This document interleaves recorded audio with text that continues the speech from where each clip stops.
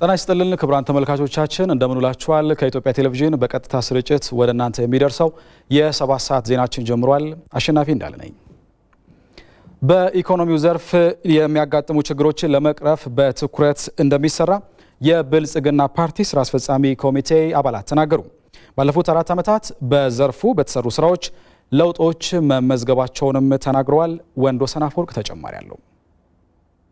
ከ4 ዓመታት በፊት ሀገራዊ ለውጥ ከመምጣቱ አስቀድሞ የተለያየ መልክ ያላቸው ችግሮች ሀገሪቱን ፈታኝ ሁኔታ ውስጥ ከተው ነበር። ከነዚህም መካከል በተለይ በኢኮኖሚው ዘርፍ የነበሩ ችግሮች ኢኮኖሚው ጫና ውስጥ እንዲወድቅ ስለማድረጉ ነው የብልጽግና ፓርቲ ስራ አስፈጻሚ ኮሚቴ አባላት የገለጹት። የገቢና የወጪ ምርቶች አለ መጣጣም፣ የመንግስት የወጪ ፍላጎትና የገቢ መጠን መካከል ያለው ልዩነት ሰፊ መሆን፣ የፍትሃዊ የሀብት ክፍፍል ያለ መኖር የመሳሰሉ ስራ አጥነትን ጨምሮ በርካታ ኢኮኖሚያዊ መልክ ያላቸው ችግሮች አጋጥመዋል። በዚህ ሀገር ውስጥ የኢኮኖሚ ስብራት በጣም ከፍተኛ ደረጃ ነበር ማለት ነው።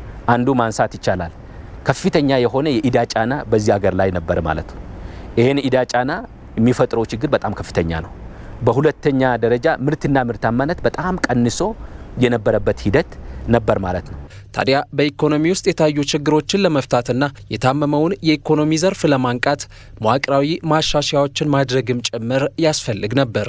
የሪፎርም አቅጣጫዎች መቀየስ ነበረባቸው። ስትራቴጂ መቀየስ ነበረበት። አሰራር፣ አደረጃጀት፣ የሰው ኃይል ስምሪት ላይ ማሻሻያዎች መደረግ ነበረባቸው። ስለዚህ አንዱ ከሆም ግሮውን ወይም አገር በቀል የኢኮኖሚ ሪፎርም አቅጣጫ መነሻ ያደረገው ይሄንን የመዋቅራዊ ማሻሻያዎችን መነሻ በማድረግ ነው። ኢኮኖሚያችን ብዝሃ የእድገት ምንጮችን ማዕከል ማድረግ ነበረበት።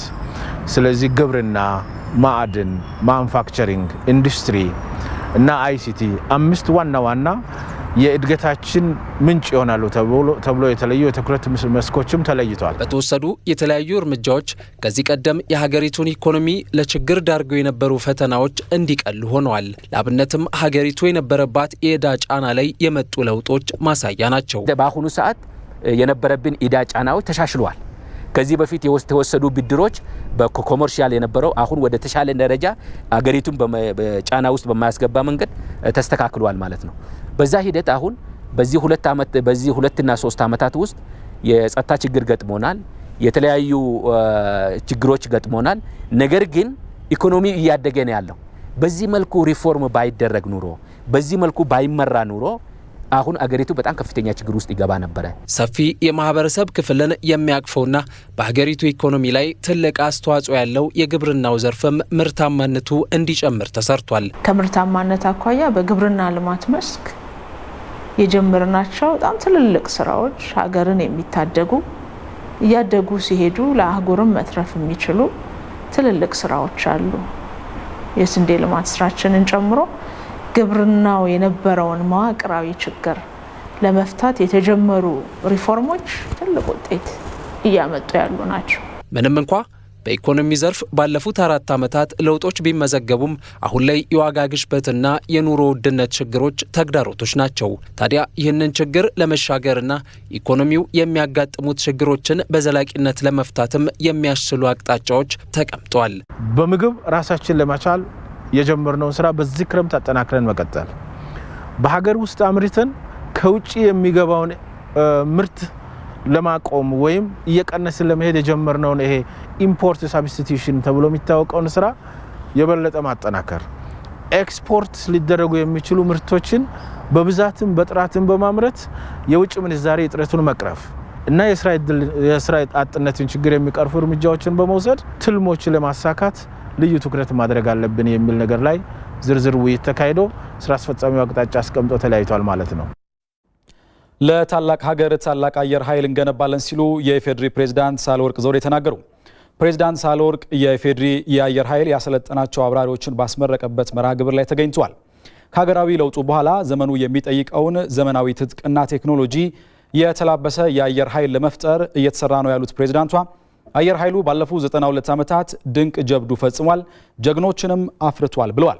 ከለውጡ በኋላ የተሰሩ ተግባራትንና የተፈጠረውን አቅም ዛሬ ልናይ ችለናልም ያሉት ፕሬዝዳንቷ ለተመራቂዎቹም የእንኳን ደስ አላችሁ መልእክታቸውን አስተላልፈዋል። የኢፌዴሪ የጦር ኃይሎች ጠቅላይ ኤታማዦር ሹም ፊልድ ማርሻል ብርሃኑ ጁላ የአየር ኃይል በአፍሪካ ተወዳዳሪ እንዲሆን ለማድረግ እየተሰራ ነው ብሏል። የዛሬዎቹ ተመራቂዎች በትራንስፖርት፣ በወታደራዊ አውሮፕላኖች፣ ሄሊኮፕተሮችና የጦር ጀቶች አብራሪነት የሰለጠኑ ናቸው። በምርቃት ስነ ስርዓቱ ላይ የሱ-27 የጦር ጀትን ጨምሮ በተለያዩ የትራንስፖርትና ወታደራዊ አውሮፕላኖች የአየር ላይ ትርኢት በተመራቂዎች ቀርቧል።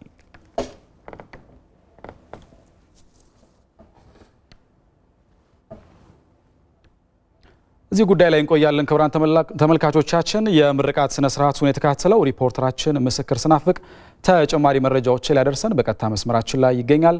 እንደምን ውለሃል ምስክር? እስኪ የምርቃት ስነ ስርዓቱ ምን ይመስል ነበር የሚለውን ብትነግረን።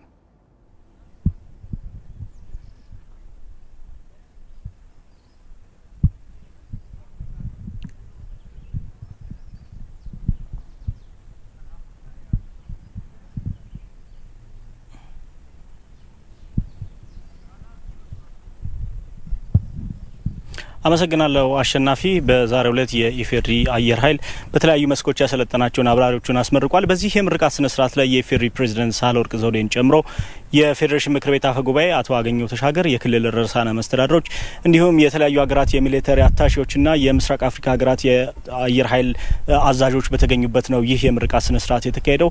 በተለይም የኢፌድሪ አየር ኃይል ባለፉት 4 ዓመታት ከሀገራዊ ለውጡን ተከትሎ እየሰራቸው ያሉ የሪፎርም ስራዎችን መሰረት በማድረግ እነዚህ ሰልጣኞች የተለያዩ ስልጠናዎችን ማግኘት ችሏል። በተለይም በዋናነት የኢፌድሪ አየር ኃይል አባላት የዘመናዊ የሆነ ቴክኖሎጂን በመጠቀም ብቁ የሰው ኃይል ለማፍራት እየተደረገ ባለው ጥረት ውስጥ የተመረቁ ተመራቂዎቹ ናቸው ማለት ነው። በዚህ የምርቃት ስነ ስርዓት ላይ የተለያዩ ትዕይንቶችም ተስተውሏል። በተለይም ደግሞ የሱ-27 የጦር ጀትን ጨምሮ ሌሎችም የጦር አውሮፕላኖች እንዲሁም ለወታደሩ ስንቅና ትጥቅ የሚያቀርቡ አንቶኖቮችን ጨምሮ የሄሊኮፕተሮች አብራሪዎች እነዚህ ተመራቂ ተማሪዎች የአየር ላይ ትርኢት አሳይቷል። ይህም ድንቅ እንደነበረ በዚህ ስነ ስርዓት ላይ ለመታዘብ ይቻላል ማለት ነው። በተለይም ደግሞ ይህ የምርቃት ስነ ስርዓት ላይ ይሄ የኢፌድሪ አየር ኃይል በተለያዩ ስራዎች ውስጥ ነው ያለፈው። በተለይ የኢትዮጵያ የገጠማት ችግር እንዳለ እናስታውሳለን። በሰሜኑ የኢትዮጵያ ክፍል በተፈጠረው ችግር በተለያዩ ዘመቻዎች ውስጥ ከፍተኛ አስተዋጽኦ ሲያበረክት የቆየ የአየር ኃይል ነው። ከዚህም በተጨማሪ ዘመናዊ ቴክኖሎጂዎችን በመላበስ ባለፉት 4 ዓመታት እየሰሩ ያሉ ስራዎች ውጤታማ ስለመሆናቸውም የተነሳበት ነው ማለት ይቻላል።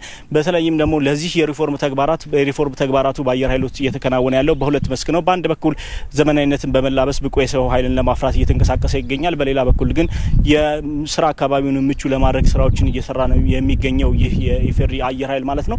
በዚህ ውስጥ አስተዋጽኦ ላበረከቱ አካላትም የእውቅና መስጠት ስነ ስርዓት ተከናውኗል። ይህንን እውቅና ካገኙ ተቋማት መካከል ደግሞ የኢትዮ ቴሌኮም ይገኝበታል። ከዚህም በተጨማሪ የኢትዮጵያ ኤሌክትሪክ አገልግሎትና የኢትዮጵያ መንገዶች ባለስልጣንም እንዲሁ ለዚህ የኢፌድሪ አየር ኃይል ዘመናዊ መሆንና የስራ አካባቢ ምቹ መሆን ላበረከቱት አስተዋጽኦም እንዲሁ እውቅና ተለግሷቸዋል። በዚህ ስነ ስርዓት ላይ እንግዲህ የኢፌድሪ ፕሬዝዳንት ሳህለወርቅ ዘውዴ በተገኙበት ስነ ስርዓት ላይ ማለት ነው የተለያዩ ወታደራዊ ትዕይንቶችም ታይቷል። በተለይም በክብር እንግዶች ፊት የኢፌድሪ አየር ኃይል አባላት የማለፍ ስነ ስርዓቶች ተከናውነዋል። ልዩ ልዩ ሁነቶች ነበሩ ማለት ይቻላል። አሸናፊ፣ ቀደም ሲልም እንግዲህ ምስክር በዜናችን ላይ በጥቂቱ ለመዳሰስ ሞክረናል። እስቲ በዋነኛነት ምን መልእክቶችስ ተላለፉ የሚለውን ብታደርሰን።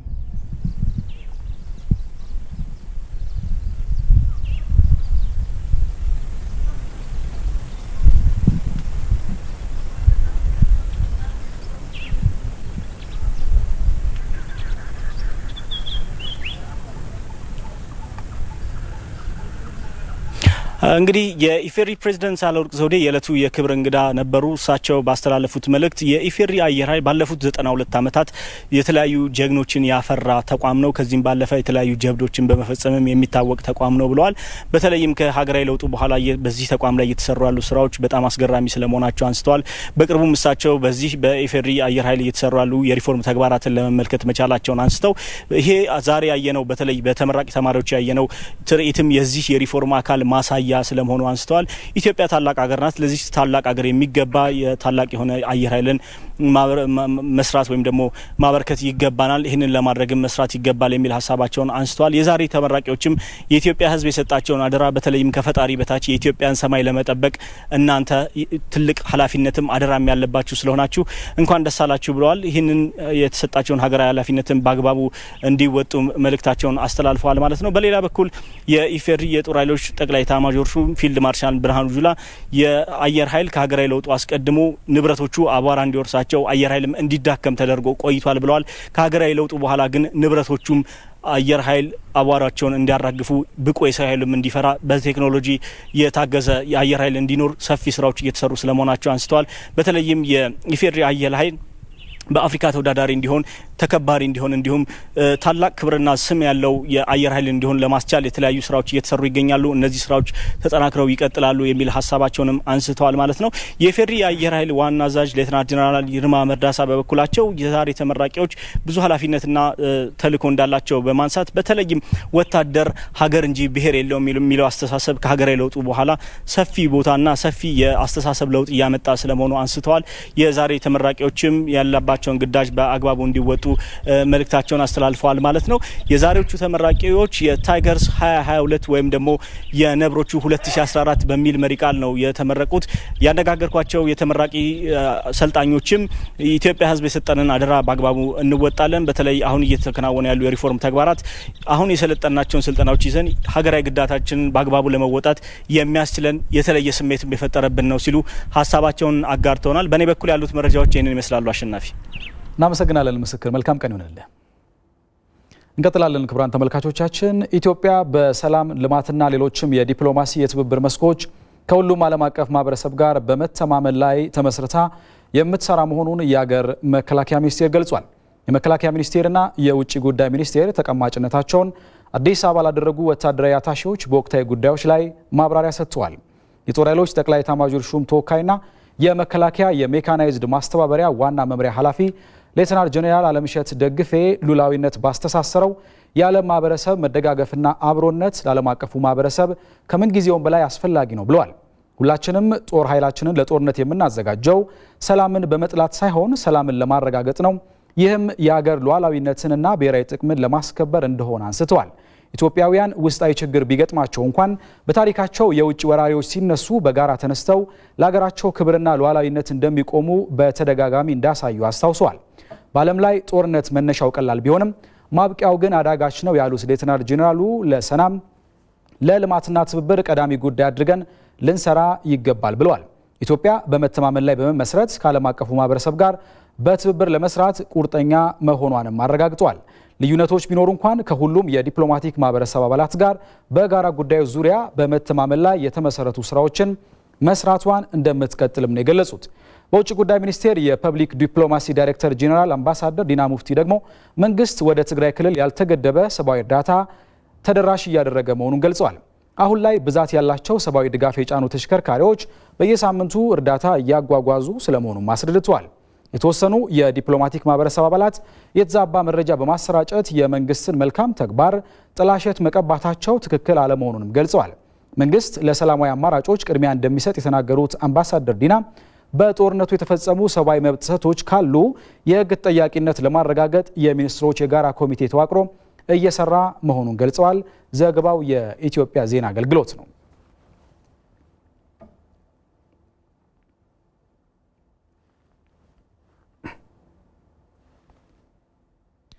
በየጊዜው በንጹሃን ዜጎች ላይ የሚደርሰውን ጥቃት ለማስቆም ህግ ማስከበር ላይ በቁርጠኝነት ሊሰራ እንደሚገባ የብልጽግና ፓርቲ ማዕከላዊ ኮሚቴ ገለጸ። ማዕከላዊ ኮሚቴው በኦሮሚያ ክልል ምዕራብ ወለጋና በጋምቤላ ክልል በንጹሃን ዜጎች ላይ የደረሰውን ጭፍጨፋ አውግዟል። ተመልካቾቻችን የዚህ ዜና ዝርዝር እንደደረሰን ወደ እናንተ የምናደርስ ይሆናል።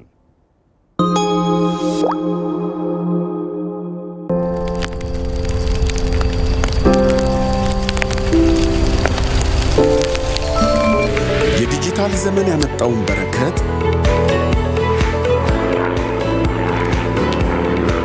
ጊዜው የሰጠንን ውበት ተላብሰን ባለንበት ያቀድነውን ከግብ በምናደርስበት ዘመን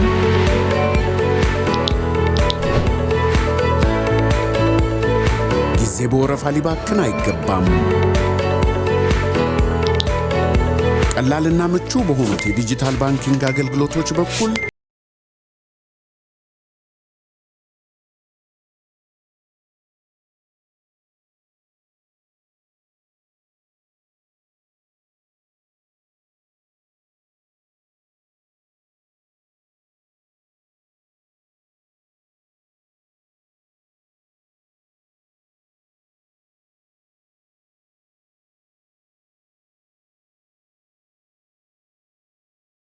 የኢትዮጵያ ንግድ ባንክ ሁሌም የሚተማመኑበት ባንክ።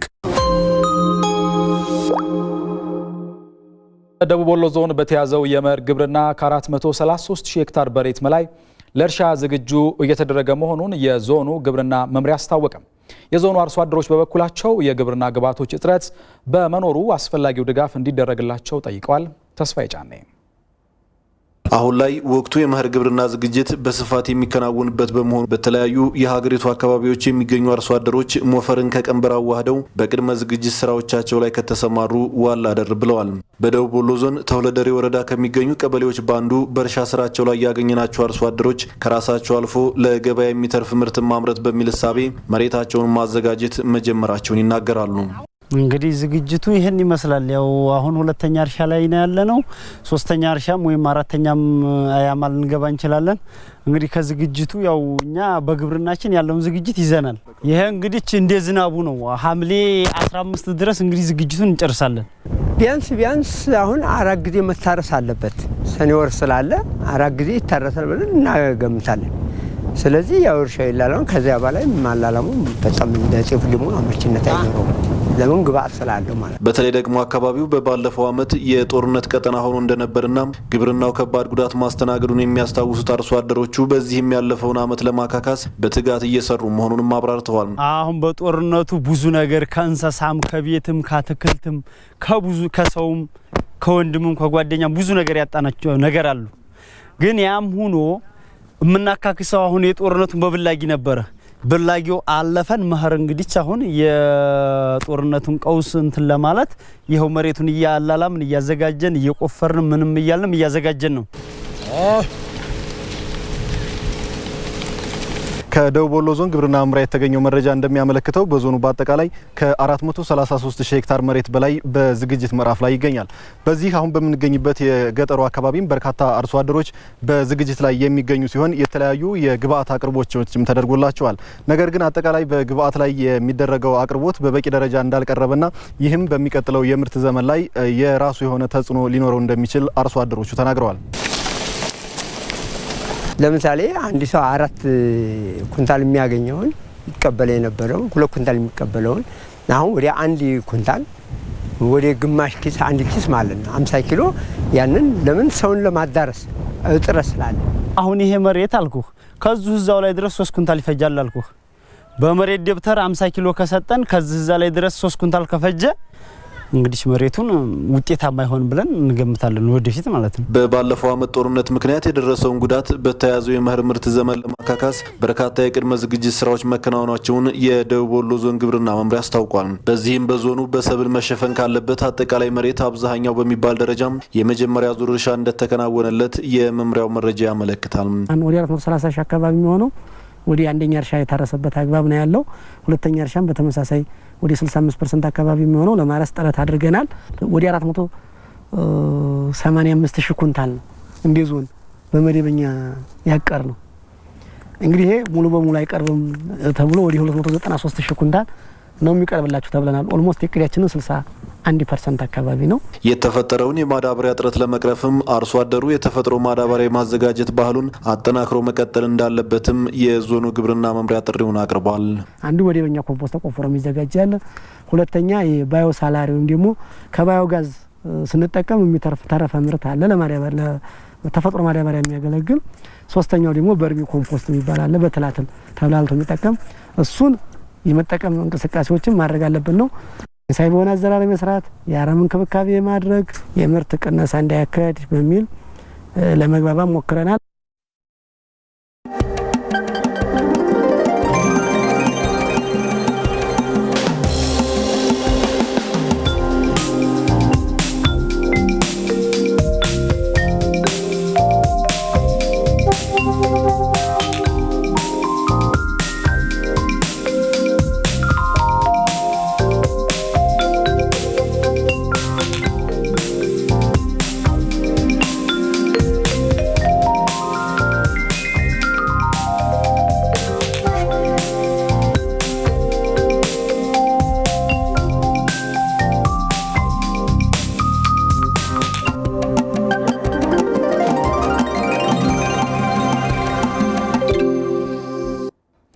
ቀጥለናል። ክቡራን ተመልካቾቻችን፣ አሁን ደግሞ አርዕስተ ዜናዎቹን እናስታውሳችሁ። ለታላቅ ሀገር ታላቅ አየር ኃይል እንገነባለን ሲሉ የኢፌዴሪ ፕሬዝዳንት ሳህለወርቅ ዘውዴ ተናገሩ። የኢትዮጵያ አየር ኃይል በበረራ ሙያ ያሰለጠናቸውን አብራሪዎች አስመርቋል። የሩሲያ ጦር በምስራቃዊ ዩክሬን የሉሃንስክ ክልል ሙሉ ለሙሉ በቁጥጥር ስር ለማድረግ መቃረቡ ተገለጸ።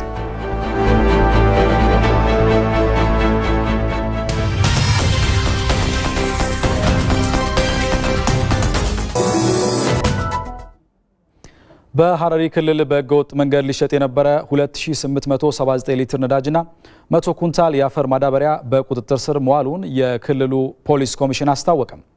በዚህ ተግባር የተሰማሩ 4 ግለሰቦችም በህብረተሰብ ጥቆማና በክልሉ ፖሊስ አባላት ክትትል በቁጥጥር ስር ውለዋል ተብሏል። በምሽት በህገወጥ መንገድ ሲንቀሳቀስ የተያዘው ነዳጅ ለህብረተሰቡ ከታሪፍ በላይ ለመሸጥ ታስቦ መሆኑን የሐረሪ ክልል ፖሊስ ኮሚሽነር ነስሪ ዘከሪያ መሐመድ ገልጸዋል። በዚህም ከ2800 በላይ ሊትር ነዳጅና 100 ኩንታል የአፈር ማዳበሪያ በህብረተሰብ ጥቆማና በክልሉ ፖሊስ ክትትል በቁጥጥር ስር ውሏል ብለዋል። በህገወጥ መንገድ በችርቻሮ የሚሸጡ ማደያዎች እንዳሉ በደረሰ መረጃ መሰረት ባደረግነው ክትትልና ቁጥጥር በአጠቃላይ 123 ጀሪካንና 23 በርሜል ወደ 2879 ሊትር የሚሆን ናፍታ ነው። 100 ኩንታል ማዳበሪያ ከክልላችን ወደ ሌላ ቦታ ሲወጣ ከአይሱዙ ምናልባት ተጨማሪ ከነዳጁ ውጪ ደግሞ በዛሬው ዕለት የተያዘ ነው። እንደ ሪፖርተራችን ቴድሮስ ታደሰ ዘገባ ይህ ተግባር በክልሉ የዋጋ ንረት እንዲከሰትና ህብረተሰቡን ላልተገባ የኑሮ ጫና የሚዳርግ መሆኑን የገለጹት ኮሚሽነሩ በመሰል ድርጊት የሚሳተፉ ግለሰቦችን ለህግ በማቅረብ ሂደት ውስጥ የህብረተሰቡ ተሳትፎ አስፈላጊ መሆኑን ጠቁመዋል። ክልሉም ሆነ በሀገሪቱ አንዳንድ የዋጋ ንረት እንዲፈጠር የሚፈለጉ ሰዎች የተለያዩ ህገወጥ ድርጊቶችን እያደረጉና ህብረተሰቡን ለተለያዩ ሮሮ ወይም የመልካም አስተዳደር ችግር እንዲፈጠር የሚያደርጉ አካላት ላይ ተገቢውን ቁጥጥር እና እርምጃ መውሰድ እንዲቻል እንደ ክልላችን የራሱ ግብረ ኃይል ተዋቅሮ በጋራ እየሰራን ያለንበት ሁኔታ ነው ያለው። ይሄን ቁጥጥር በምናደርግበት ጊዜም ከንግድ ቢሮ ጋራና ሌሎች ከሚመለከታቸው የጸጥታ አካላት ጋራ በጋራ ነው የሚሰራው። እንደዚህ አይነት ድርጊቶችንም በቁጥጥር ሂደት በእኛ ብቻም ተቆጣጥረን ለመከላከል ስለማይቻል የህብረተሰቡን ተሳትፎ ወሳኝ በመሆኑ ይሄም መረጃውም ጥቆማውም የመጣው በህብረተሰቡና በተገልጋዩ ህብረተሰብ በመጣ ጥቆማ መሰረት ነው የተያዘው። በየጊዜው በንጹሃን ዜጎች ላይ የሚደርሰውን ጥቃት ለማስቆም ህግ ማስከበር ላይ በቁርጠኝነት ሊሰራ እንደሚገባ የብልጽግና ፓርቲ ማዕከላዊ ኮሚቴ ገለጸ። ማዕከላዊ ኮሚቴው በኦሮሚያ ክልል ምዕራብ ወለጋና በጋምቤላ ክልል በንጹሃን ዜጎች ላይ የደረሰውን ጭፍጨፋ አውግዟል። ተመስገን ሽፈራው ተጨማሪ አለው። የብልጽግና ፓርቲ ማዕከላዊ ኮሚቴ በወቅታዊ ሀገራዊ ጉዳዮች ላይ ምክክር እያካሄደ ነው። ማዕከላዊ ኮሚቴው የውይይቱ የመጀመሪያ አጀንዳ ያደረገውም ሰሞኑን በጋምቤላ ክልልና በኦሮሚያ ምዕራብ ወለጋ ዞን በንጹሃን ዜጎች ላይ የደረሰውን አሳዛኝ ጭፍጨፋና የሽብር ጥቃት ነበር። የኦነግ ሸኔም እና የጋምቤላ ነጻነት ግንባር እና ሌሎቹም የነሱም ተላላቂ የነበሩትን በጣም ዘገናኝ የሆነ ድርጊት የፈጸሙበት ሁኔታ ነው የነበረው። ይሄ ህግና ስርዓት ባለበት ሀገር ውስጥ ይፈጸማል ተብሎ የማይታሰብ ስለሆነም ቀደም ሲልም የማዕከላዊ መንግስት ማለት ፌደራል መንግስት የጸጥታ ምክር ቤቱ በወሰነው መሰረት በሁሉም እነዚህ አካባቢዎች እየተፈጸሙ ያሉት ድርጊቶች ቀደም ሲል የተደረገው ኦፕሬሽን በሚገባ ተጠናክሮ መቀጠል አለበት የሚል አቅጣጫ የተቀመጠበት ሁኔታ ነው ያለው። የደረሰውን የሽብር ጥቃት ያወገዘው የማዕከላዊ ኮሚቴው ስብሰባም በንጹሃን ላይ በየጊዜው ጥቃት እየፈጸሙ ያሉ የሽብር ቡድኖች ላይ የተጀመሩ የህግ ማስከበር ዘመቻዎች ተጠናክረው እንዲቀጥሉ በውይይቱ አቅጣጫ አስቀምጧል። መንግስት መስራት ያለበትን መስራት አለበት። ማዕከላዊ ኮሚቴውን በያለበት የማዕከላዊ ኮሚቴ አባሉ ከወረዳ ጀምሮ ከዞን ክልል ላይ ከተማ ላይ ያሉ ናቸው። ፌዴራል ላይ ያለ ብቻ አካል አይደለም እዚህ ያለው። ሁሉም አካባቢው ላይ መውሰድ ያለበትን ጠንከር ያለ ቆረጥ ያለ እርምጃ ከወሰደ መስራት ያለበትን ስራ ከሰራ እንደዚህ አይነቱ አሳቃቂና አሳዛኝ የሆኑ ድርጊቶች ሊደገሙ አይችሉምና እዛ ላይ መስራት እንዳለብን በማንሳት ነው ሁነቱን አውግዘን ስብሰባችንን የጀመርነው። የመንግስት የመጀመሪያ ኃላፊነቱ የዜጎችን ደህንነት ማስጠበቅ እንደሆነ ለዚህም በየደረጃው ያሉ አመራሮች በኃላፊነታቸው ልክ ተጠያቂ የሚሆኑበት አሰራር እየተዘረጋ ዜጎች ለሰላማቸው ከመንግስት የጸጥታ መዋቅር ጋር በጋራ የሚሰሩበት አካሄድ ሊዘጋጅ እንደሚገባው ማዕከላዊ ኮሚቴው አቅጣጫ ማስቀመጡን አባላቱ ተናግረዋል። የምንፈልገው በአገር ውስጥ ሰላም ደህንነት እንዲኖር ስለሆነ እነዚህ የጥፋት ኃይሎች ላይ ከዚህም የበለጠ የህግ የማስፈጸም ስራዎች እንዲቀጥሉ ነው። ህዝባችን መረካት ካለብን ወይንም የህዝባችን ደህንነት መጠበቅ ካለብን መንግስት የህግና ስርዓት የማስከበር ትልቁ ኃላፊነትም ጭምር ስለሆነ በዚሁ በተጠናከረ መልኩ እንዲሄድበት የማዕከላዊ ኮሚቴም አቅጣጫ የሰጡበት ሁኔታ ነው ያለው። የመጀመሪያም የመጨረሻም ስራችን ሆኖ ልንይዘው የሚገባው እንደ ከፍተኛ አመራር ከምንም በላይ የሰላሙ ጉዳይ መሆኑንና እዛ ላይ መንግስት የጸጥታ ኃይልን በየቤቱ በመመደብ ወይም በየከባቢው በመመደብ የሚወጣው ሳይሆን ሁሉም ሰው የሰላም ባለቤት በመሆን ሁሉም ሰው የሰላም አምባሳደር በመሆን በተለይም አመራሩ የሚለውና የሚያደርገው ነገር የሚናገረውና የሚተገብረው ነገር በባለቤትነት ተጠያቂነትን እያረጋገጥን መሄድ እንዳለብንና የህግ የበላይነትን ማስፈን እንዳለብን ይሄ ከሆነ ብቻ የኢኮኖሚው ይሄ ከሆነ ብቻ የማህበራዊ ችግር ሊፈታ እንደሚችል እያየን ያለንበት ሁኔታ ነው ያለው። በንጹሃን ዜጎች ላይ የደረሰው ጥቃት እጅግ ዘግናኝና አሳዛኝ ነው ያለው ማዕከላዊ ኮሚቴው ጥቃቱን በማውገዝና ዳግም እንዳይፈጸም በማድረግ ረገድ በአመራር ደረጃ ከፍተኛ ቁርጠኝነት መፈጠሩን ይህም ችግሩን ከስር መሰረቱ ለመፍታት እድል የሚፈጥር እንደሆነ አንስቷል። በዜጎቻችን የደረሰው ጉዳትም ከመቼውም ጊዜ በበለጠ ኢንተርናላይዝ ስላደረግን አይ ቲንክ ይሄ ብሬክ ስሩ የሚያመጣ ይመስለኛል። መሰረታዊ ብሬክ ስሩ የሚያመጣ ይመስለኛል። ፓርቲው እንደዚህ አይነት ነገር የታገሰ መሄድ አይፈልግም የሚል ቁርጠኛ የሆነ ኮንሰንሰስ ላይ ደርሰናል። ስለዚህ አይነው ህዝባችን ሀዘን ላይ ነው። የደረሰው ነገር ከባድ ነው፣ ይገባናል። በዚህ ምክንያት ዜጎች ሊበሳጩ ሀዘን ሊሰማቸው ይገባል። ግን ደግሞ እንደዚህ አይነት ችግሮች አበርትተው ኢትዮጵያ በፈተና ያለፈች ሀገር ነች። ከዚህም የከበደ ብዙ ፈተናዎች አጋጥመውናል። እነዚህ ፈተናዎች ግን አንበርክከውን በሀገራችን ተስፋ እንድንቆርጥ ሳይሆን አንድ ላይ ቆመን ችግር ሲኖር ይበልጥ የምንሰባሰብ ህዝቦች ነው። ስለዚህ ከመቼውም ጊዜ በላይ አንድ ላይ በመሆን አንድነታችን የሚፈልጉ ኃይሎች ቅስም ልንሰብር ይገባል የሚል አጠቃላይ እንደዚህ አይነት መንፈስ ያለው ውይይት ነውና አይ ቲንክ ይሄ ፖለቲካል ኮሚትመንት ከስብሰባ በኋላ መሬት ላይ ለውጥ ያመጣል። ኦፕሬሽኑ የሚሊታሪ ኦፕሬሽኑ እየሄደ ነው። ሁለቱ ሲናበብና ሲዋሃድ በጣም ከፍተኛ ልዩነት ያመጣል። የማዕከላዊ ኮሚቴው ከሰላምና ጸጥታ ጉዳዮች ጎን ለጎን በአገሪቱ ያሉ እየተሰሩ ያሉ ጉዳዮች ላይም ምክክር እያካሄደ ነው። ወጣቱ የሃይማኖትና የብሔር ጽንፈኝነትን በመቃወም የተጀመረውን የልማትና የብልጽግና ጉዞ ለማሳካት የሚጠበቅበትን አስተዋጽኦ ማበርከት እንዳለበት የድሬዳዋ ከተማ ወጣቶች ገለጹ። የኛ ዘመን ወጣት በሚል ሚና ለተጽዕኖ ፈጣሪ ወጣቶች በተዘጋጀው መድረክ ወጣቶች ማንኛውም የፖለቲካ ሀሳብ በሰላማዊ መንገድ እንጂ በሽብር አሸናፊ ሊሆን አይችልም ብለዋል።